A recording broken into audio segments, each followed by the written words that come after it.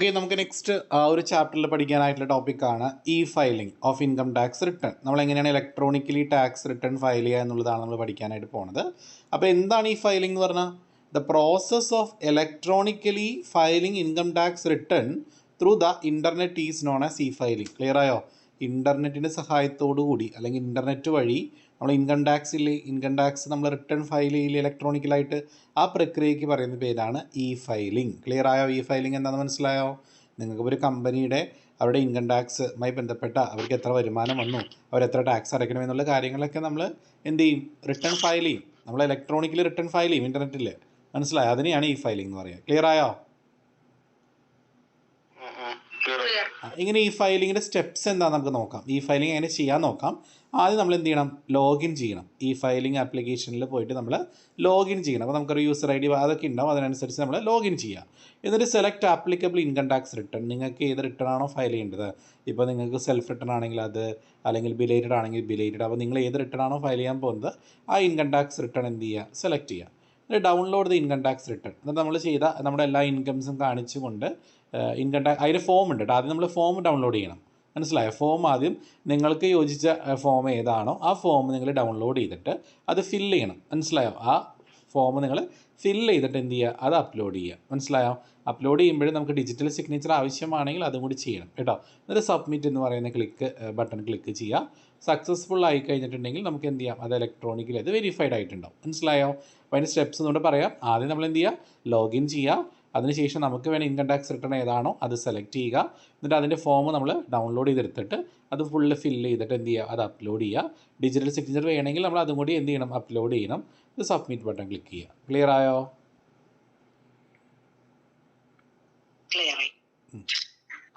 ഇനി ഈ ഫയലിംഗ് ചെയ്യുന്നതുകൊണ്ട് നമുക്ക് എന്തൊക്കെ അഡ്വാൻറ്റേജ് ഉള്ളേ?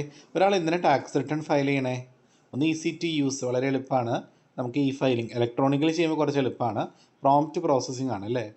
പെട്ടെന്ന് ഉള്ള പ്രക്രിയ, പെട്ടെന്ന് തന്നെ കാര്യങ്ങളൊക്കെ വേഗത്തിൽ നമുക്ക് ചെയ്യാൻ പറ്റും. ആക്യുറസി വളരെ കൃത്യതയാർന്നതാണ്. കൺവീനിയൻ്റ് ആണ്. നമുക്ക് എപ്പോൾ വേണമെങ്കിലും നമുക്ക് ഓൺലൈനായിട്ട് ചെയ്യാം അല്ലേ? അതുപോലെ കോൺഫിഡൻഷ്യാലിറ്റി, നമ്മുടെ വിവരങ്ങളൊന്നും അങ്ങനെ കോൺഫിഡൻഷ്യലായിട്ട് ഇരിക്കുള്ളൂ. അത് ഇങ്ങനെ എന്താ ചോർന്ന് പോവില്ല. അതുപോലെ തന്നെ പാസ്റ്റ് ഡാറ്റ, മുൻപ് നമ്മൾ കഴിഞ്ഞ വർഷം റിട്ടേൺ ഫയൽ ചെയ്ത കാര്യങ്ങളൊക്കെ നമുക്ക് ഈ ഓൺലൈനിൽ നമുക്ക് എടുക്കാൻ പറ്റും. മനസ്സിലായോ? അപ്പോൾ നമുക്ക് പാസ്റ്റ് ഡാറ്റയൊക്കെ ആക്സസ് ചെയ്യാൻ എളുപ്പമാണ്. അപ്പോൾ ഒരു 6 അഡ്വാൻറ്റേജസ് പഠിച്ചു വയ്ക്കുക. ക്ലിയർ ആണെങ്കിൽ റെസ്പോണ്ട് ചെയ്തേ. റിട്ടേൺ ഫയൽ ചെയ്യാൻ നമ്മൾ ഡേറ്റ് ഒക്കെ കഴിഞ്ഞിട്ടാണ് റിട്ടേൺ ഫയൽ ചെയ്യണമെങ്കിൽ ചിലപ്പോൾ ഇൻട്രസ്റ്റ് അടയ്ക്കേണ്ടി വരും. അത് ഓരോ മാസത്തിനും എത്ര വെച്ച് ഇൻട്രസ്റ്റ് അടയ്ക്കണം? 1% വെച്ചിട്ടാണ് ഇൻട്രസ്റ്റ് അടയ്ക്കേണ്ടത് കേട്ടോ. അടുത്ത പാൻ എന്ന് പറഞ്ഞാൽ എന്താ? നിങ്ങൾക്ക് എല്ലാവർക്കും അറിയാം. പാൻ്റെ ഫുൾ ഫോം ഒരിക്കലും തെറ്റിക്കരുത്. പാൻ്റെ ഫുൾ ഫോം എന്താ? പെർമനൻ്റ് ആണ് കേട്ടോ, പേഴ്സണൽ അല്ല. അത് പ്രത്യേകം ശ്രദ്ധിക്കുക. It is not a personal account number. ഇത് പേഴ്സണൽ അക്കൗണ്ട് നമ്പർ അല്ല, അത് പെർമനൻറ്റ് അക്കൗണ്ട് നമ്പറാണ്. അപ്പോൾ പാൻ്റെ ഫുൾ ഫോം എന്താ? പെർമനൻറ്റ് അക്കൗണ്ട് നമ്പർ എന്നാണ് പാൻ്റെ full form. PAN is a number which is used to identify each assessee regarding the tax matters. മനസ്സിലായോ? പാൻ കാർഡ് നമ്മൾ എന്തിനു ഉപയോഗിക്കണമെന്ന് അറിയോ? അതായത് ഓരോ അസസിയുടെ ടാക്സ് മാറ്റേഴ്സുമായി ബന്ധപ്പെട്ട ഓരോ അസസിയുടെ കാര്യങ്ങൾക്ക് വേണ്ടിയിട്ടാണ് നമ്മൾ യൂസ് ചെയ്യുന്നത്. മനസ്സിലായില്ലേ? ഈ പാൻ നമ്പറിൽ, ഈ പാൻ കാർഡിനകത്ത് എത്ര നമ്പേഴ്സ് ഉണ്ടാവും? ആരെങ്കിലും അറിയാമോ? പാൻ കാർഡിൽ എത്ര നമ്പേഴ്സ് ഉണ്ട്?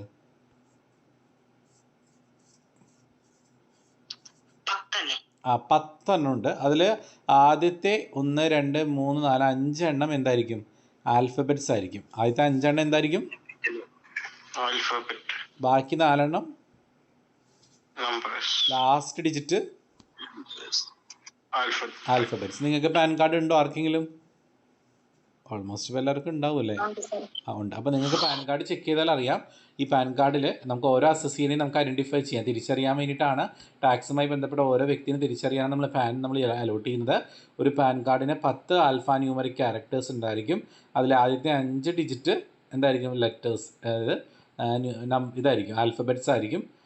പിന്നത്തെ 4 എണ്ണം എന്തായിരിക്കും? നമ്പേഴ്സ് ആയിരിക്കും. ലാസ്റ്റ് ഡിജിറ്റ് എന്തായിരിക്കും? ആൽഫബറ്റ്സ് ആയിരിക്കും. Pan is compulsory. പാൻ എപ്പോഴൊക്കെ കമ്പൽസറി ആയിട്ട് വേണ്ടത്? പാൻ കാർഡ് എപ്പോഴും നിർബന്ധമായിട്ട് വേണ്ടത്? ഒന്ന്, ഇൻകം എക്സീഡ്സ് എക്സംഷൻ ലിമിറ്റ്. മനസ്സിലായോ?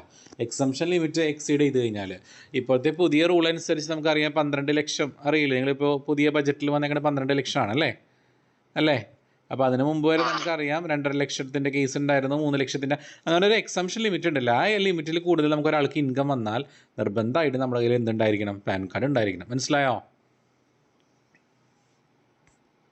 അതുപോലെ sale or purchase of immovable property, move ചെയ്യാൻ പറ്റാത്ത വല്ല ലാൻഡോ വല്ല ബിൽഡിങ്ങോ ഒക്കെ നിങ്ങൾ വെക്കുകയോ വാങ്ങുകയോ ചെയ്താൽ നിങ്ങളുടെ കയ്യിൽ നിർബന്ധമായിട്ട് എന്തുണ്ടായിരിക്കണം? പാൻ കാർഡ് വേണം. ഇപ്പോൾ നിങ്ങൾ വല്ല വീടോ അല്ലെങ്കിൽ സ്ഥലമൊക്കെ വിൽക്കുകയോ അല്ലെങ്കിൽ വാങ്ങുകയോ ചെയ്താലും പാൻ കാർഡ് വേണം. അതുപോലെ 50,000 രൂപയിൽ കൂടുതൽ നമ്മൾ ഡെപ്പോസിറ്റ് ചെയ്യില്ല, ക്യാഷ് ആയിട്ട് കൊണ്ട് ബാങ്കിൽ ഡെപ്പോസിറ്റ് ചെയ്യില്ല, ഫിക്സ്ഡ് ഡെപ്പോസിറ്റ്, അപ്പോഴും നമുക്ക് പാൻ കാർഡ് വേണം.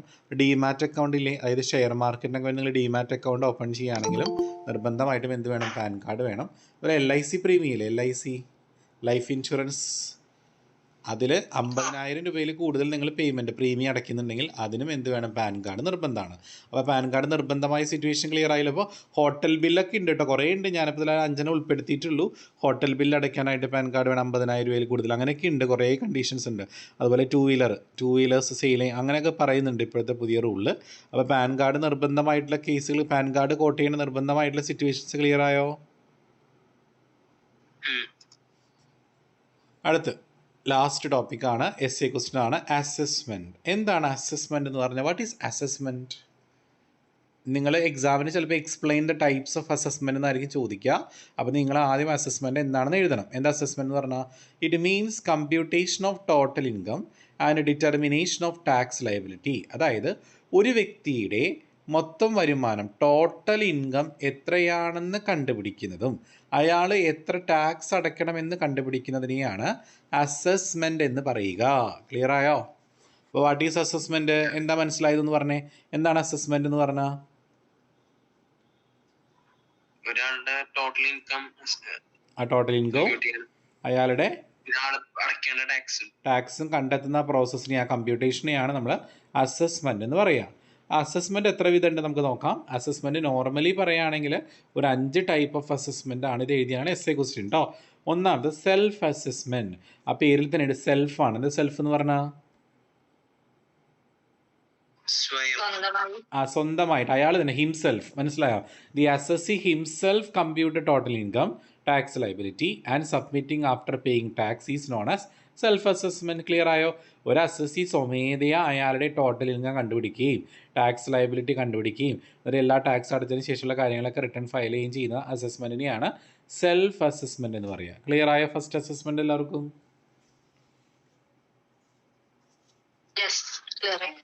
രണ്ടാമത്തെ ടൈപ്പ് ഓഫ് അസസ്മെൻ്റ് ആണ് scrutiny. If the assessing officer considers it necessary to verify the correctness of the return filed by the assessee, he shall serve on the assessees a notice. എന്താ scrutiny എന്ന് പറയുന്നത് അർത്ഥം? നിങ്ങൾ scrutiny ഒക്കെ പേപ്പറൊക്കെ സ്ക്രൂട്ടിനിക്ക് കൊടുക്കാറുണ്ടല്ലോ, സൂക്ഷ്മ പരിശോധന. അപ്പോൾ സ്ക്രൂട്ടിനി അസസ്മെൻറ്റ് എന്ന് പറഞ്ഞാൽ ചിലപ്പോൾ അസസിങ് ഓഫീസറിന് ഇപ്പോൾ ഒരാൾ ചെയ്ത ആ റിട്ടേണിൽ അല്ലെങ്കിൽ അസസ്മെൻറ്റിൽ മിസ്റ്റേക്ക് ഉണ്ടെന്ന് തോന്നിക്കഴിഞ്ഞാൽ അസസിങ് ഓഫീസർ എന്ത് ചെയ്യും? നോട്ടീസ് അയക്കുക അയാൾക്ക്. ഒരു നോട്ടീസ് അയച്ചിട്ട് ആ റിട്ടേൺ ഫയൽ ചെയ്ത കാര്യങ്ങളൊക്കെ എന്ത് ചെയ്യും? വെരിഫൈ ചെയ്യാൻ, അതിൽ എത്രത്തോളം കറക്റ്റ്നെസ് ഉണ്ട് നമ്മൾ വെരിഫൈ ചെയ്യും. അതിനെയാണ് സ്ക്രൂട്ടിനി അസസ്മെൻറ്റ് എന്ന് പറയുക. ക്ലിയർ ആയോ? ഒന്നുകൂടെ പറയണ്ടല്ലോ. ഒരാൾ ചെയ്ത കറക്റ്റ്നെസ് ഡൗട്ട് തോന്നുകയാണെങ്കിൽ അസസിങ് ഓഫീസർ എന്ത് ചെയ്യും? അവർക്ക് നോട്ടീസ് അയക്കുകയും അതുമായി ബന്ധപ്പെട്ട് അത് കറക്റ്റ് ചെയ്തിട്ട് അത് വെരിഫൈ ചെയ്യുന്ന പ്രോസസ്സിനെയാണ് സ്ക്രൂട്ടിനി അസസ്മെൻറ്റ് എന്ന് പറയുക. അടുത്താണ് best judgement assessment. In case of failure to make a return by the assessee, assessing officer may assess to the best of his judgment after taking into account all relevant materials which he has gathered. അതായത് ഒരാൾ assessee return file ചെയ്യാൻ ഫെയിലിയറായി എന്ന് പറഞ്ഞത് അർത്ഥം? Return file ചെയ്യാൻ ഫെയിലിയറായി എന്ന് പറഞ്ഞെന്താ? Return file ചെയ്യാൻ പറ്റില്ല. അപ്പോൾ അസസിങ് ഓഫീസർ അയാൾ അസസ് ചെയ്യാണ്, അയാളുടെ സ്വന്തം അയാളുടെ അറിവ് വെച്ചിട്ട്, അയാളുടെ ജഡ്ജ്മെൻ്റ് അനുസരിച്ച് അയാൾ എന്ത് ചെയ്യും? അയാളുടെ എല്ലാ വിവരങ്ങളും ഉൾപ്പെടുത്തിക്കൊണ്ട് നമ്മൾ എന്ത് ചെയ്യും? അസസ്മെൻറ്റ് ചെയ്യും. ആര്? Assessing officer. അതിനെയാണ് ബെസ്റ്റ് ജഡ്ജ്മെൻറ്റ് അസസ്മെൻറ്റ് എന്ന് പറയുക. ക്ലിയർ ആയോ? അപ്പോൾ ഒരു അസസിങ് ഓഫീസറുടെ ജഡ്ജ്മെൻ്റ് അനുസരിച്ച് എന്ത് ചെയ്യുക? അയാളുടെ കയ്യിലുള്ള വിവരങ്ങളൊക്കെ ഉൾപ്പെടുത്തിക്കൊണ്ട് എന്ത് ചെയ്യുക? അസസിങ് ഓഫീസർ അസസ്മെൻറ്റ് ചെയ്യുകയാണെങ്കിൽ അതിനെയാണ് ബെസ്റ്റ് ജഡ്ജ്മെൻറ്റ് അസസ്മെൻറ്റ് എന്ന് പറയുക. ക്ലിയർ? അടുത്താണ് re assessment or income escaping assessment. An income is said to have escaped when it has not been charged to tax in the original assessment year. Reassessment can be reopen only for the benefit of revenue. അതായത് income escaping എന്ന് പറഞ്ഞാൽ ചില ഇയറിൽ ചില ആളുകൾ എന്ത് ചെയ്യുന്നറിയോ, income കാണിക്കില്ല, അതായത് ഇത്ര വരുമാനം വന്നായിട്ടൊന്നും കാണിക്കില്ല, ടാക്സ് കുറയ്ക്കാൻ വേണ്ടിയിട്ട്. മനസ്സിലാവും. അത് പിന്നീട് പിടിക്കപ്പെടുകയോ അല്ലെങ്കിൽ പിന്നീടുള്ള വർഷങ്ങളിൽ ചിലപ്പോൾ എന്ത് ചെയ്യേണ്ടി വരും, എന്ത് ചെയ്യേണ്ടി വരും, അത് കാണിക്കേണ്ടി വരും, അല്ല അസസ് ചെയ്യേണ്ടി വരും. മനസ്സിലായില്ലേ? റീഅസസ്മെൻറ്റ് ചെയ്താലേ അയാൾക്ക് അതിനൊരു ബെനിഫിറ്റ് കിട്ടുള്ളൂ ചിലപ്പോൾ, അല്ലെങ്കിൽ അയാൾ എന്തായിട്ട് വരും, പെനാൽറ്റിയും ഇൻട്രസ്റ്റൊക്കെ അടയ്ക്കേണ്ടി വരും. മനസ്സിലായോ? അപ്പോൾ അങ്ങനെ പിടിക്കപ്പെട്ട ഇൻകം, അതായത് കഴിഞ്ഞ വർഷം ഒറിജിനൽ അസസ്മെൻറ്റ് ഇയറിൽ അടയ്ക്കാത്ത അല്ലെങ്കിൽ കാണിക്കാത്ത ചാർജ് ചെയ്യാത്ത ഇൻകംസ് ഉണ്ടാവും, അല്ലെങ്കിൽ ടാക്സ് ഉണ്ടാവും. ആ ടാക്സ് പിന്നീടുള്ള വർഷങ്ങളിൽ നമ്മൾ എന്ത് ചെയ്യും, വീണ്ടും അത് ഓപ്പൺ ചെയ്ത് കാണിക്കേണ്ടി വരും, അല്ലെങ്കിൽ പിടിക്കപ്പെടുകയോ അതിൻ്റെ ബെനിഫിറ്റ് കിട്ടാതിരിക്കുകയോ ചെയ്യും. അപ്പോൾ അങ്ങനെ നമ്മൾ വീണ്ടും ചെയ്യുന്ന അസസ്മെൻറ്റിനെയാണ് റീഅസസ്മെൻറ്റ് അഥവാ ഇൻകം എസ്കേപ്പിംഗ് അസസ്മെൻറ്റ് എന്ന് പറയുക. ക്ലിയർ?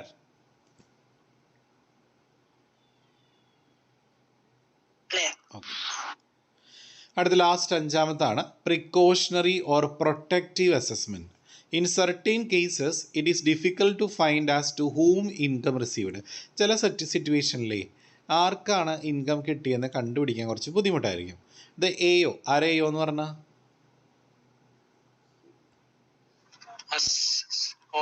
assessing officer കേട്ടോ. The AO can commence the proceedings to determine the question as who is responsible to pay tax. Such assessment is called precautionary assessment. അതായത് ഇപ്പോൾ ഒരു വീട്ടിൽ കുറേ ഇൻകം വന്നിട്ടുണ്ട്, അല്ലെങ്കിൽ ചിലപ്പോൾ ഒരു ജോയിൻ്റ് അക്കൗണ്ട് അങ്ങനെ എന്തെങ്കിലുമൊക്കെ അക്കൗണ്ടിൽ ചിലപ്പോൾ എന്തെങ്കിലും പൈസ കിട്ടിയതായിട്ടൊക്കെ കാണാണ്. പക്ഷേ അസസിങ് ഓഫീസറിനോ അല്ലെങ്കിൽ നമുക്കത് കണ്ടുപിടിക്കാൻ പറ്റില്ല ആരുടെ പേരിലാണ് ഇൻകം വന്നത്, അല്ലെങ്കിൽ ആർക്കാണ് ആ ഇൻകം വന്നിട്ടുള്ളത് എന്ന് കണ്ടുപിടിക്കാൻ കുറച്ച് ഡിഫിക്കൽട്ടാണ്.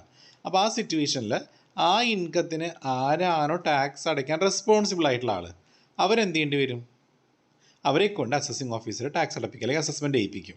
അതിനെയാണ് പ്രിക്കോഷണറി അസസ്മെൻറ്റ് എന്ന് പറയുക. അതായത് ആർക്കാണോ ഇൻകം കിട്ടിയത് എന്ന് ഫൈൻഡ് ചെയ്യാനായിട്ട് ഡിഫിക്കൽട്ടാണ്.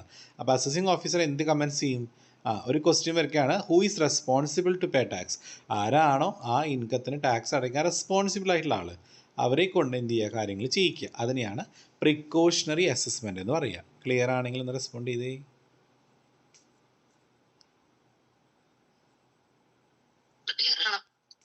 ഓക്കെ. അപ്പോൾ നമ്മുടെ ഈ 2 ചാപ്റ്ററുകൾ കഴിഞ്ഞിട്ടുണ്ട്. അപ്പോൾ ഇതിനകത്തൊരു കാര്യം കൂടി പറയാം. ഇപ്പോൾ ഞാൻ നേരത്തെ പറഞ്ഞല്ലോ, ഈ ഫയലിംഗ് ചെയ്യുമ്പോൾ നമുക്ക് അനുയോജ്യമായ ഫോം നമ്മൾ ഡൗൺലോഡ് ചെയ്യണം അല്ലേ. അപ്പോൾ ഈ ഫോം എന്ന് പറഞ്ഞാൽ ITR 1 തൊട്ട് ITR 7 വരെ ഉണ്ട്, കുറേ ഫോമുകളുണ്ട്. അപ്പോൾ നിങ്ങൾക്ക് ഏത് വരുമാന മാർഗ്ഗമാണെന്ന് നോക്കുക. ചിലപ്പോൾ നിങ്ങൾക്ക് സാലറി ഇൻകം ആയിരിക്കാം, അല്ലെങ്കിൽ ഹൗസ് പ്രോപ്പർട്ടി ഇൻകം ആയിരിക്കാം, അല്ലെങ്കിൽ ഇൻകം ഫ്രം അതർ സോഴ്സ്. ഈ 3 ഹെഡുകളിലൂടെയാണ് നിങ്ങൾക്ക് വരുമാനം വരുന്നതെങ്കിൽ നിങ്ങൾ ITR 1 എന്ന് പറയുന്ന ഫോം വേണം ഡൗൺലോഡ് ചെയ്യാൻ. ക്ലിയർ ആയോ? ക്ലിയർ? ആ ഫോമിന് വേറൊരു പേര് പറയും, സഹജ് എന്നോ പറയും, സഹജ് എന്നോ അങ്ങനെ എന്തോ പേര് വിളിക്കും. ITR 4 സുഖം എന്നോ അങ്ങനെ എന്തോ പറയാറുണ്ട്. അതറിയോ ആർക്കെങ്കിലും? 4 സുഖം, 1 സഹജ് അല്ലേ? ഓർമ്മയില്ല. ഓക്കെ. അപ്പോൾ അങ്ങനെ ഫോമുകളുണ്ട്. അപ്പോൾ ഒന്നാമത്തെ ഫോം ITR 1 എന്ന് പറയുന്ന ഫോം എന്തിനു ഉപയോഗിക്കണേ, ഒരാൾക്ക് സാലറിയിലൂടെയോ ഹൗസ് പ്രോപ്പർട്ടിയിലൂടെയോ അതർ സോഴ്സിലൂടെയോ വരുമാനം വന്നാൽ അയാൾ അതിൻ്റെ റിട്ടേൺ ഫയൽ ചെയ്യേണ്ടത് ITR 1-ലാണ്. ഇനി ഒരാൾക്ക് HUF ഇല്ലേ, HUF അല്ലെങ്കിൽ ഇൻഡിവിജ്വലിന് ക്യാപിറ്റൽ ഗെയിനിൽ നിന്നാണ് ഇൻകം വരുന്നത്. ക്യാപിറ്റൽ ഗെയിൻ എന്ന് പറയുന്നത് എന്താ, അസറ്റുകളൊക്കെ വിറ്റിട്ട് കിട്ടുന്ന ഇൻകം അല്ലേ. അപ്പം അങ്ങനെയാണ് അയാൾക്ക് ഇൻകം വരുന്നതെങ്കിൽ അത് ഏത് ഫോമിൽ അയാൾ ഫയൽ ചെയ്യേണ്ടത്?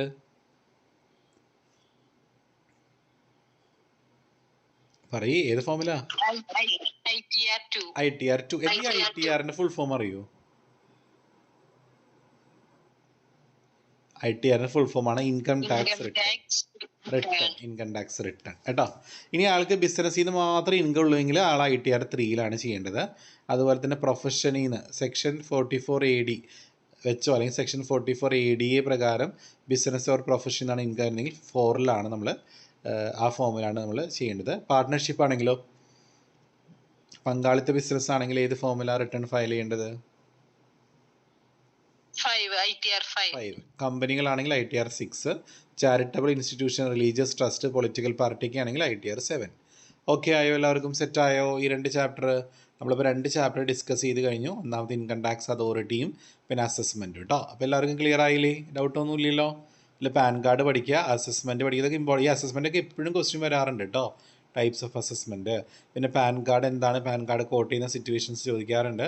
ഈ ഫയലിംഗ് എന്താണ്, ഈ ഫയലിങ്ങിൻ്റെ സ്റ്റെപ്സും അതിൻ്റെ അഡ്വാൻറ്റേജ് ചോദിക്കാറുണ്ട് കേട്ടോ. അപ്പോൾ എല്ലാവർക്കും ഇത്രയും കാര്യങ്ങൾ ക്ലിയർ ആയില്ലേ? ഡൗട്ടില്ലല്ലോ?